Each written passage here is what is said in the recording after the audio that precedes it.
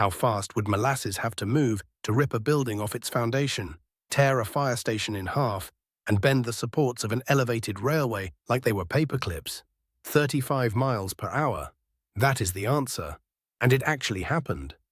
On January 15, 1919, in Boston's North End, a wave of molasses, yes, the stuff you put in gingerbread, rose 2 stories high, swallowed an entire neighborhood, killed 21 people, injured 150 more, and left a smell that reportedly lingered for decades. This is one of the strangest disasters in American history, and every single detail about it is more absurd and more horrifying than the last.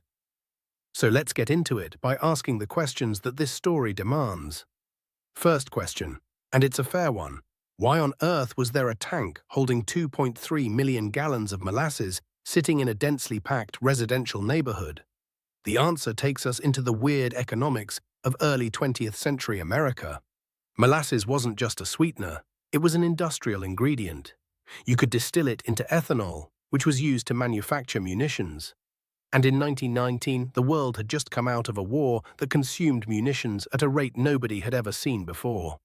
The Purity Distilling Company, a subsidiary of United States Industrial Alcohol, had built this massive steel holding tank on Commercial Street in Boston's North End back in 1915. It stood 50 feet tall and 90 feet in diameter. The idea was simple. Ships would arrive from the Caribbean carrying raw molasses, the tank would store it, and then it would be transferred by pipeline to a distillery in East Cambridge, where it would be turned into industrial alcohol. Now, here's what matters. The North End was not an industrial wasteland. It was a neighborhood. Italian and Irish immigrant families lived right next to this tank. Children played in its shadow. A fire station sat nearby. There was a public works building. People walked past this looming steel cylinder every single day. And almost from the moment it was built, people noticed something troubling. The tank leaked. Not a little, visibly. Brown molasses seeped through the riveted seams and pooled on the ground. Locals would come by with pots and cans to collect the free molasses for cooking. Kids would scrape it off the walls with sticks. The company's response to the leaking was, and I wish I were making this up, to paint the tank brown so the leaks would be less visible. That is not engineering. That is a cover-up in the most literal sense of the word. Second question, we've all heard the expression slow as molasses. So what does it actually look like when molasses moves fast? The answer is, it looks like the end of the world. Around 12:30 in the afternoon on January 15, 1919, the tank failed. It didn't spring a leak. It didn't slowly buckle. It exploded. Witnesses described a sound like machine gun fire as the rivets shot out of the steel plates. Then came a deep, grinding roar as 2.3 million gallons of crude molasses, weighing roughly 14,000 tons, burst outward in every direction. The initial wave was estimated at 25 to 40 feet high and moved at 35 miles per hour. Now, you might think that sounds survivable because it's just syrup, right? But molasses is heavier than water. Significantly heavier. A gallon of molasses weighs about 12 pounds compared to about 8 pounds for water. So this wave carried enormous force, far more than a comparable wave of water would. It smashed through the neighborhood like a bulldozer made of amber. The steel support columns of the elevated railway on Atlantic Avenue were snapped and bent. A freight train was pushed off its tracks. The local firehouse was demolished, trapping firefighters inside. Entire tenement buildings were shoved off their foundations and crushed. A city public works building was picked up and slammed into another structure. And then the wave slowed down. That's where a different kind of horror began. Third question, and it sounds almost ridiculous to ask.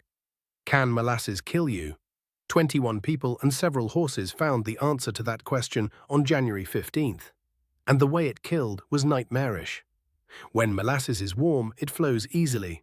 But on a January day in Boston, even a relatively mild one, and that day was unseasonably warm at around 40 degrees, molasses is thick. After the initial high-speed impact, the flood settled into a suffocating, clinging mass.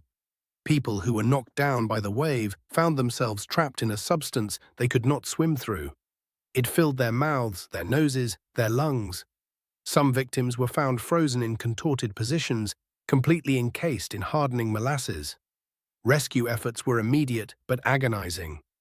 Sailors from the USS Nantucket, which was docked nearby, were among the first responders. Boston police, Red Cross workers, and ordinary citizens waded into the mess. But moving through knee-deep, waist-deep, sometimes chest-deep molasses is exhausting beyond description. Every step was a fight. You couldn't see victims beneath the brown surface. You had to feel for them. Some survivors were pulled out, coated head to toe, almost unrecognizable as human beings. Rescue workers had to use chisels and saws to free people from the wreckage because everything, wood, metal, clothing, skin, was glued together by the sticky mass. The death toll reached 21. Among the dead were men, women, children, and city workers. A young boy named Pasquale Iantosca. A firefighter named George Leahy, crushed when the firehouse collapsed. Maria Di Stasio, who had been collecting firewood near the tank with her brother when the wave hit. These were not faceless statistics.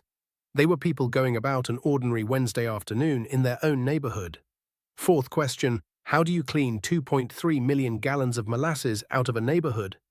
Badly. That's how. The cleanup took over 87,000 man-hours of labor. Crews used salt water pumped from the harbor because it cut through the sticky residue better than fresh water. They used sand and sawdust to absorb what they could. Fire hoses ran constantly. Workers brought in every tool they had, and none of them were designed for this. But molasses doesn't just wash away. It gets into everything. It soaked into wooden buildings. It seeped into basements. It coated cobblestones so thoroughly that the streets of the North End were stained brown for years. People tracked it everywhere on their shoes, their clothes, their hands. The harbor itself turned brown as the runoff reached the water. And then there was the smell. Residents of the North End reported the sweet, cloying scent of molasses hanging over the neighborhood, not just for weeks or months, but for decades. On hot summer days, old-timers claimed you could still catch a whiff of it well into the 1940s and 50s. Some locals even insist you can smell it on the hottest days today, though that's likely more legend than chemistry at this point. Fifth question, did anyone actually pay for this?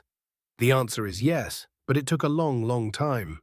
United States Industrial Alcohol, the parent company, immediately tried to blame the disaster on anarchists. They claimed the tank had been sabotaged by a bomb, which was a convenient excuse in 1919 because there genuinely were anarchist bombings happening around that time. But a massive class action lawsuit, one of the earliest in Massachusetts history, went to trial, and it lasted 5 years. The case involved over 3,000 witnesses and generated tens of thousands of pages of testimony. The court-appointed auditor, a man named Hugh Ogden, ultimately concluded in 1925 that the company was at fault.